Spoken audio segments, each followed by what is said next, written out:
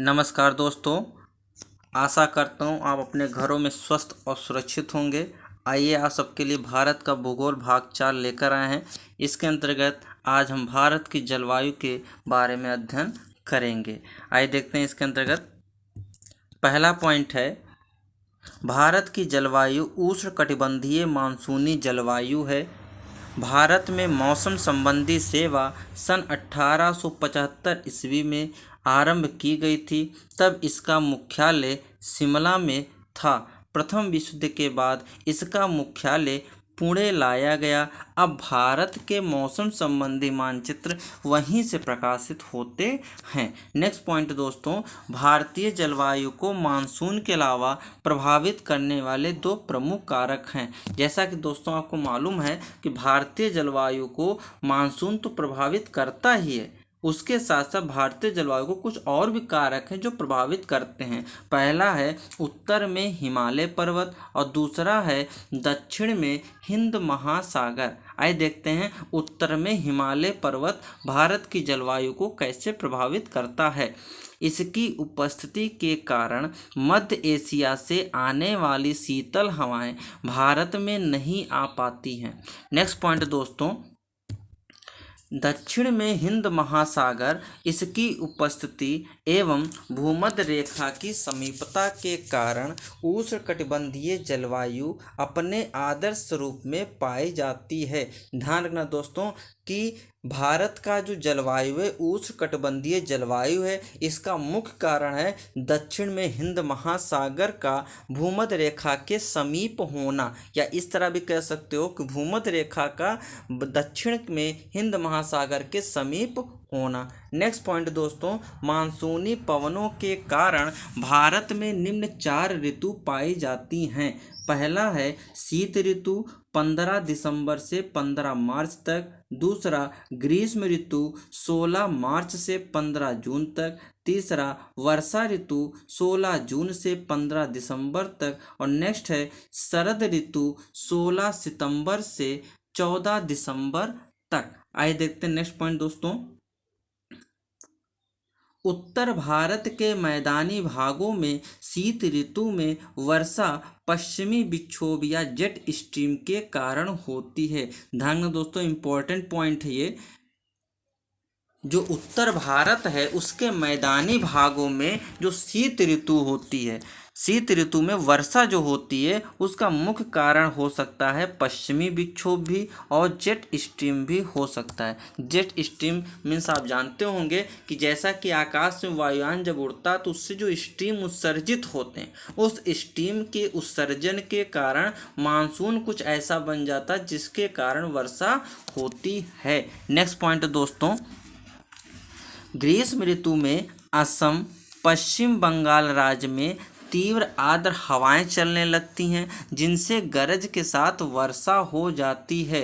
ध्यान रखना दोस्तों कि जो असम पश्चिम बंगाल राज्य में तीव्र आर्द्र हवाएं चलती हैं ग्रीष्म ऋतु में, वही हवाओं का नाम अलग अलग क्षेत्रों में अलग अलग है। जैसे पूर्वी भारत में इसका नाम नॉर्वेस्टर है, इसको नॉर्वेस्टर के नाम से जाना जाता है। बंगाल में काल बैसाखी के नाम से जाना जाता है। कर्नाटक में इसे चेरी ब्लॉसम कहा जाता है जो कॉफ़ी की कृषि के लिए लाभदायक होता है। आम की फसल के लिए लाभदायक होने के कारण इसे दक्षिण भारत में आम्र वर्षा भी कहते हैं। नेक्स्ट पॉइंट दोस्तों, उत्तर पश्चिम भारत के शुष्क भागों में ग्रीष्म ऋतु में चलने वाली गर्म एवं शुष्क हवाओं को लू कहा जाता है। ये ध्यान रखना दोस्तों। नेक्स्ट पॉइंट है, दक्षिण पश्चिम मानसून फेरेल के नियम का अनुसरण करते हुए भारत में प्रवेश करती हैं और इसी मानसून के कारण भारत में अधिकांश वर्षा लगभग 80% होती है। ध्यान रखना दोस्तों, क्वेश्चन इंपॉर्टेंट उठ सकता है इस पॉइंट से कि भारत में अधिकांश वर्षा किस मानसून के कारण होती है। तो ध्यान रखना दोस्तों कि दक्षिण पश्चिम मानसून के कारण ही भारत में अधिकांश वर्षा होती, वो भी लगभग 80% वर्षा होती है। और दक्षिण पश्चिम मानसून जो है वो भारत में प्रवेश जो करती है तो फेरेल के नियम का अनुसरण करते हुए करती है। इम्पॉर्टेंट पॉइंट दोस्तों ध्यान रखना, फेरेल के नियम का अनुसरण करते हुए। नेक्स्ट पॉइंट दोस्तों,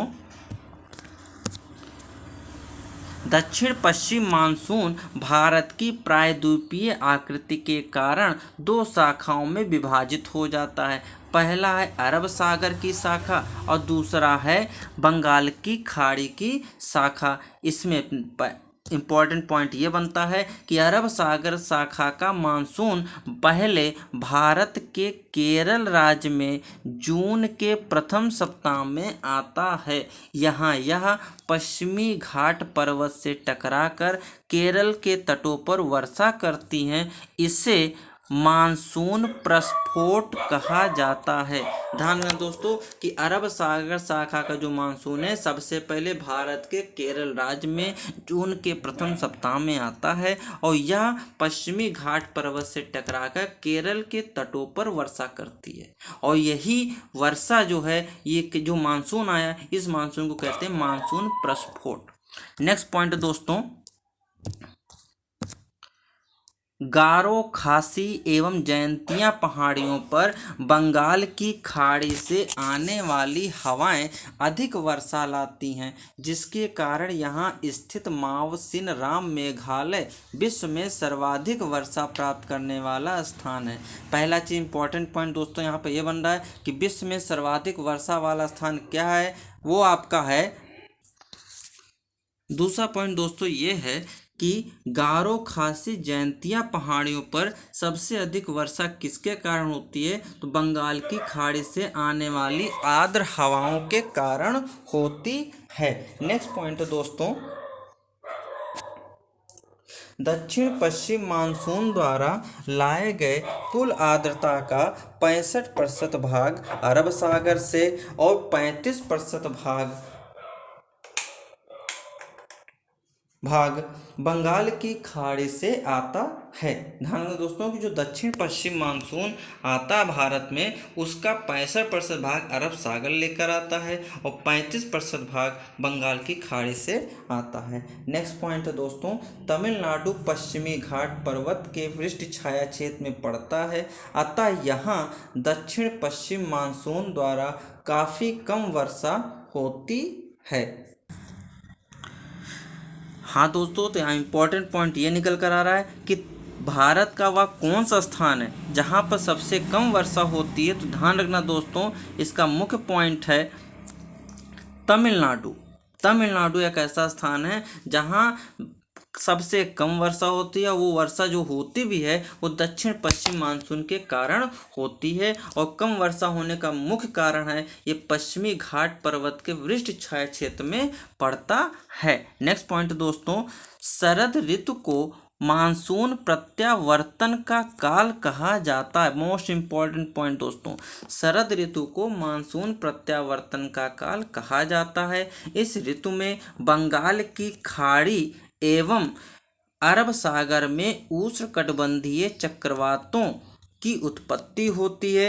इन चक्रवातों से पूर्वी तटीय क्षेत्रों में मुख्यतः आंध्र प्रदेश और उड़ीसा और पश्चिमी तटीय